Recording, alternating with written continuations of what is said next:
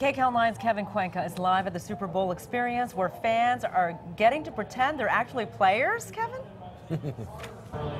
Yeah, Sharon and Juan, this is really a special place. It's like an NFL fan's dream. So you have grown adults getting to just be around team memorabilia and locker room displays, things like that. And then you have, of course, their kids and youngsters running around, getting to participate in all of these NFL-style drills set up. So we wanted to get down around amongst the people and give you guys a behind-the-scenes look.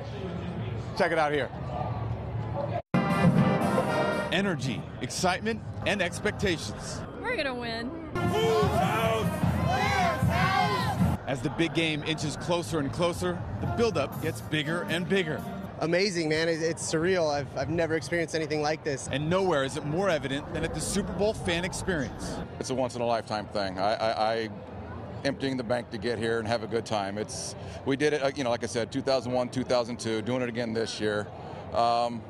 You can't beat it. It's like a once-in-a-lifetime experience. Yeah, really nice. I think just all the different activities they have for everybody, it's so much fun. There's stuff for everybody to do. If you were to spend the next 4 or 5 days with not only my dad, my uncle, my brother's coming tomorrow.